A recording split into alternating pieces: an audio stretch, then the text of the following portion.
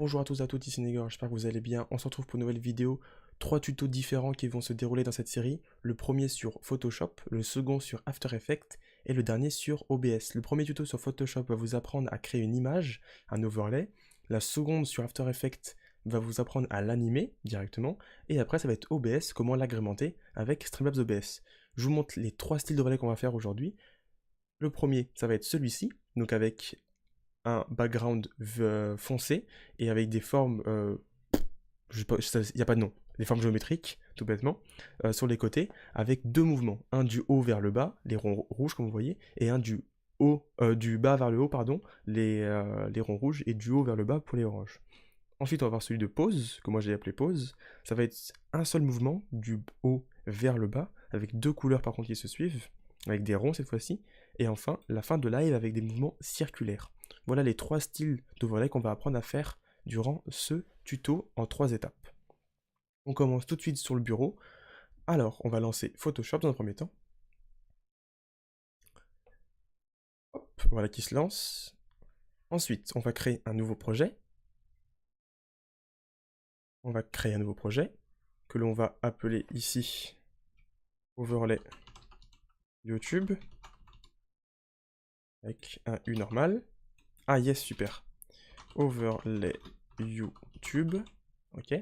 Alors, pour ma part, je suis en 1920 par 1080. Même si mon écran de jeu est actuellement en 1440p, je me mets en 1920 par 1080 car c'est la définition avec laquelle je vais stream et utiliser l'image. Et c'est une définition qui est plus simple à travailler car plus elle est grande, plus vous avez de choses à remplir et plus c'est grand. Vous voyez par exemple ici, moi par exemple la fenêtre elle va beaucoup plus loin que sur un écran Full HD. Donc si vous mettez un écran 2K, une résolution beaucoup plus haute, d'accord l'image va être plus grosse, va être plus jolie, va avoir plus de détails, par contre il va falloir la remplir et savoir bien la dimensionner par rapport à ce que vous allez en faire. Si je mettais ici donc du 4K, sur le stream ça ressortirait beaucoup plus joli, par contre il faut qu'elle soit dimensionnée pour le stream ensuite. Donc 1120-1080. Ensuite une résolution de 300 pixels par pouce. On pourrait augmenter un peu plus haut pour que ce soit plus net avec plus de détails. Par contre, il faudrait bien lisser les bords de tous les objets qu'on va faire.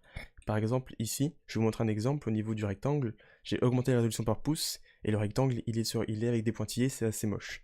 En tout cas, voilà comment on crée un nouveau projet. On veut peut-être un arrière blanc ou ce que vous voulez. De toute façon, on va le supprimer dès le début. Une fois qu'il est créé, tout de suite, on commence. On fait ici, clic droit sur le calque que vous avez en bas à droite, arrière-plan. Calque d'arrière-plan, vous renommez le calque en appelant fond, vous faites entrée, vous faites ensuite, vous cliquez au milieu, vous faites CTRL A, pour tout sélectionner la zone, vous faites supprimer. Ensuite, vous faites directement verrouiller le calque, comme ça il ne bougera plus et on pourra vérifier la couleur plus tard. Je vais tout simplement moi ouvrir un de mes fichiers, je vais ouvrir du coup celui avec les triangles. Pardon, je me suis gouré, c'est celui-ci, je voulais... celui-là. Tac, et je vais vous montrer tout de suite. Là, le problème que j'ai eu, pour que vous compreniez tout de suite la résolution. Vous voyez ici, là, ça fait des petites dents. Ça, c'est à cause de la résolution. J'ai augmenté trop fort le taux de pixels et donc du coup, ça me donne ça. Alors que vous voyez que je ne l'ai pas du tout ici à 300. Ici, c'est beaucoup plus doux, c'est beaucoup plus flouté. Alors que là, c'est net, c'est trop net. Voilà, donc surtout à ne pas faire. Rester à 300, c'est très bien. Cela étant dit, on repasse ici sur le fond. Du coup, je le déverrouille pour éviter de faire n'importe quoi. On choisit 2 couleurs. Donc ici, par exemple, je choisis le vert, le bleu turquoise, pardon, assez clair, et un violet. Hop, on échange, et un violet assez foncé, un peu plus bas. Et on va faire tout simplement un dégradé. Donc, on désélectionne la zone en faisant CTRL D, et on va faire un dégradé avec l'outil dégradé que vous avez juste ici. Clic droit, et vous choisissez l'outil dégradé. C'est au niveau du pot de peinture. Et là, vous faites le dégradé du sens que vous voulez. Vous avez plusieurs choix. Le premier point va être la couleur en haut, donc ici le violet. Le deuxième point, quand vous allez lâcher le clic, ça va être le point bleu. Ça veut dire que là, je mets un clic, le violet va être de ce côté-là, et quand je vais lâcher le clic, le bleu va être de ce côté-là. Le trait définit la distance de dégradé. Ça veut dire que si je fais un tout petit dégradé comme ça, vous voyez, la différence est très proche. Très très très proche. Donc plus le trait va être long, plus le dégradé va être smooth, plus ça va être doux à l'œil. Après, il faut savoir ce que l'on veut. Est-ce qu'on veut un dégradé qui soit franc, ce qui peut être tout à fait joli, vous voyez ici, ça fait des beaux reflets, soit on veut un dégradé qui soit très smooth. Là, dans notre cas, on va essayer d'avoir un dégradé qui soit assez smooth pour que ce soit assez sympa à l'œil. Savoir si on veut plus de violet, plus de bleu. Là, on va essayer de faire quelque chose de moite-moite avec un peu plus de bleu quand même sur la gauche. Et vous voyez, c'est ce qu'on a réussi à faire. Maintenant que c'est fait le fond, on le verrouille, parfait. On crée tout de suite un nouveau calque en bas à droite qu'on va appeler fond. Donc on va appeler, pardon, forme. Et là, cette fois-ci, nous allons dessiner nos formes. Alors, juste reprendre mon exemple avec le stream de commencement. Je vais, hop, enlever tout ça. Donc on a bien le fond que j'ai créé, que j'ai bloqué. Ensuite, on a créé les formes. Bon, là, il y a des ronds qui sont rajoutés, mais ça, on y viendra après. Donc on a les formes qu'on a rajoutées, et ça va être le but de faire ça. Donc, on sélectionne le calque que l'on veut. On sélectionne ensuite plusieurs outils. Enfin, on a, pardon, plusieurs outils à notre disposition. Le premier, le carré ou le cercle, avec des petites barres. Les barres, ça peut être utile. On peut faire quelque chose de pas mal. Ensuite, on va avoir ici soit le lasso rond, donc le lasso libre, soit le lasso polygonal, soit le lasso magnétique. Je vous conseille de jouer entre le carré, le rond et le lasso polygonal.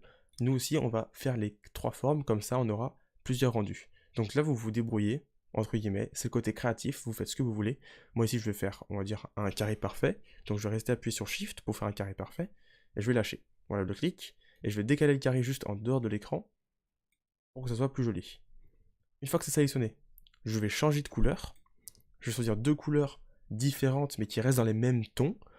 Oui ou non, ça c'est à vous de voir. Là pour la vidéo, je vais faire quelque chose qui soit un peu, on va dire pas dégueulasse, mais qui soit représentatif du dégradé. Donc on va prendre du vert pour rester dans le ton du bleu, et on va rester dans du hop, magenta rose pour rester dans le côté du violet. Hop, à choisir, soit vous mettez la couleur la plus claire, donc là le vert, d'abord, donc sur le point que vous allez poser en premier, sur le premier point du dégradé, sur le premier point du dégradé, soit vous mettez la couleur magenta, hop, sur le premier point. Donc là je vais mettre le magenta, pour pouvoir contraster avec ici le bleu et là le magenta, et le violet, pardon, là je vais mettre magenta et vert. Là j'aime bien le dégradé, c'est pas mal. On va désélectionner en faisant CTRL D, on désélectionne. C'est moche, c'est normal, les couleurs ne sont pas choisies pour que ce soit beau, c'est juste pour vous montrer les formes que vous pouvez faire. Le but, c'est que vous fassiez votre propre overlay avec vos propres couleurs. Là, pareil, on va faire un rond, vous voyez, j'ai mis un rond. On va sélectionner comme ça. Voilà, là, j'aime bien. Quoique, non, c'est pas beau. On va faire plutôt comme ça. Voilà, avec très peu de violet. Non, non, j'ai fait n'importe quoi. J'ai fait double CTRL Z, ce qui n'était pas du tout bon. On va le reposer et on va, hop, refaire. Voilà, parfait. Et là, on fait CTRL D, pardon, pour désélectionner. On va prendre cette fois-ci le lasso polygonal et on va se faire une petite forme aléatoire. Donc on part de n'importe où sur l'image, partez juste en dehors de l'écran pour pouvoir faire plusieurs points dans l'image. Donc là je pars en dehors de l'écran, je vais partir vers l'extérieur, vers l'intérieur, pardon, ensuite l'extérieur, et on va faire quelque chose dans ce style-là. J'aime bien. Hop, une fois c'est sélectionné, on reprend notre outil dégradé, et on va faire un dégradé, cette fois-ci de bas en haut.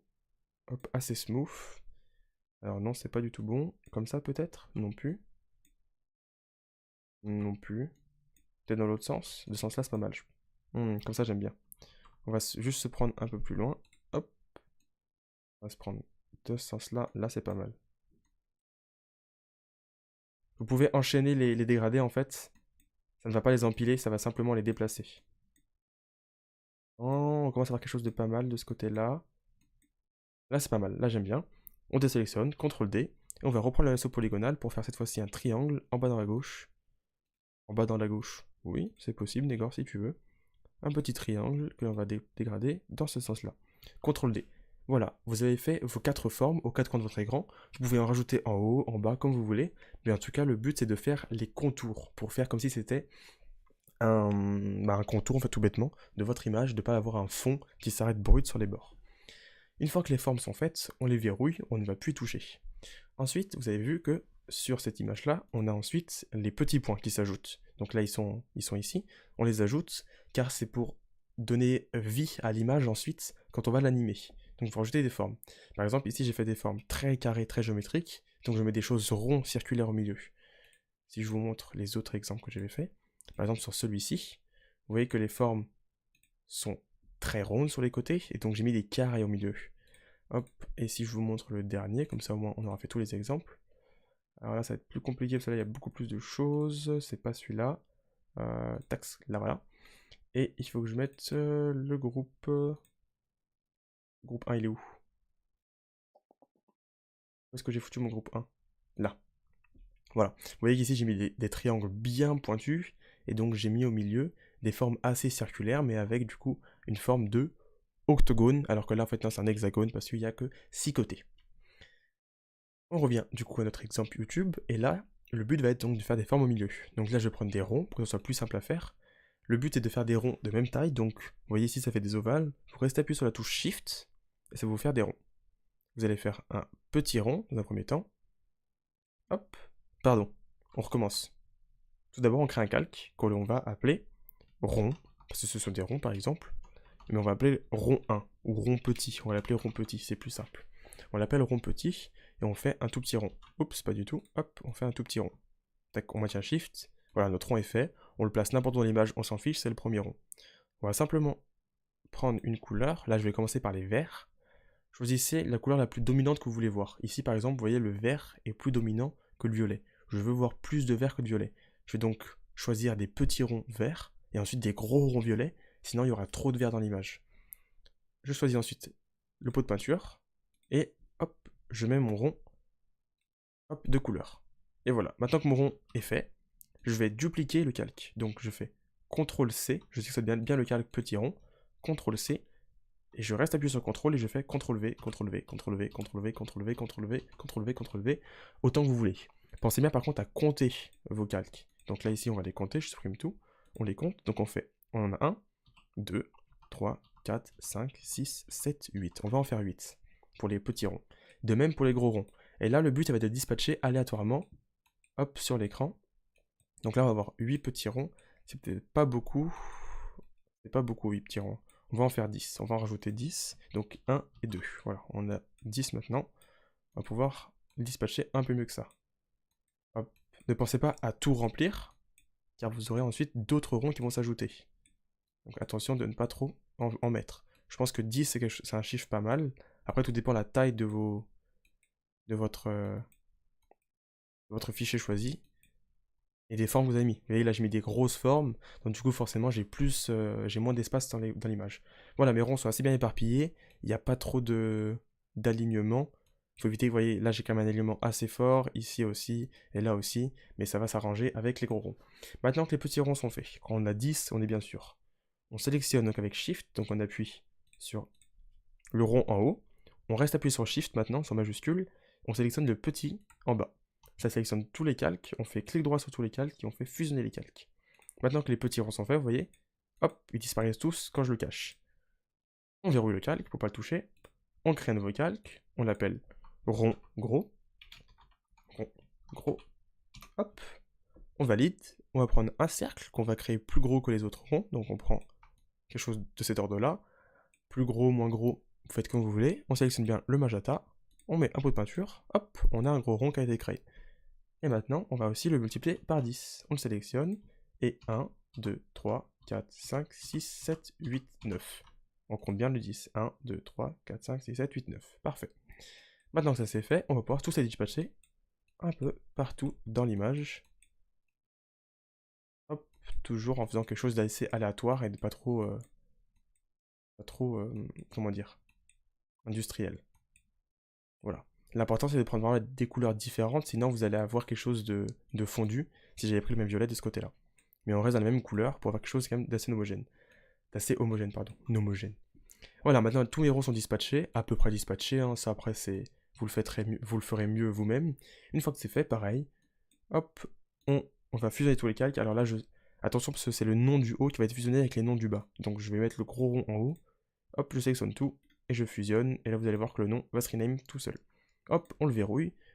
On a fait maintenant. Hop, on a fait le fond, on a fait les ronds, on a fait les formes, il ne reste plus qu'à mettre le texte.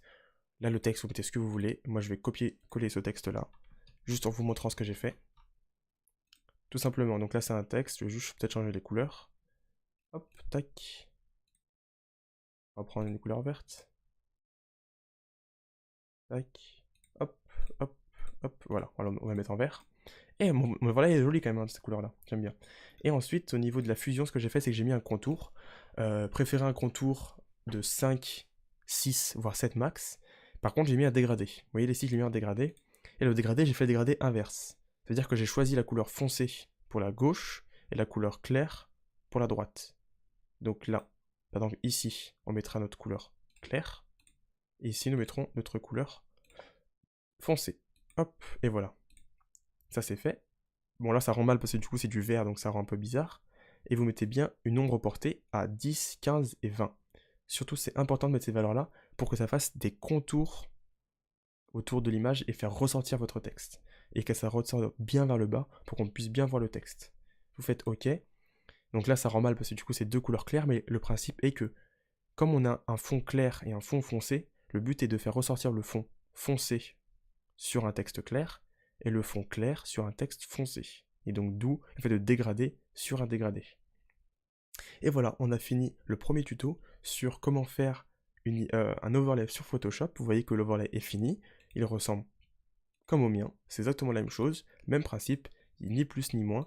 Pensez juste à mettre une règle, donc les règles c'est très simple, vous faites CTRL-R, donc là, hop, je les enlève, voilà, vous faites CTRL-R, ça affiche la règle sur le côté, et quand vous êtes en 1080-1920, vous avez juste à prendre ici, contre la règle, vous restez appuyé sur le clic, vous déplacez, et le centre va être 3200. Vous voyez, ça s'accroche tout seul, ça bloque tout seul, 3200, et ensuite vous prenez en haut, et vous allez jusqu'à 1800.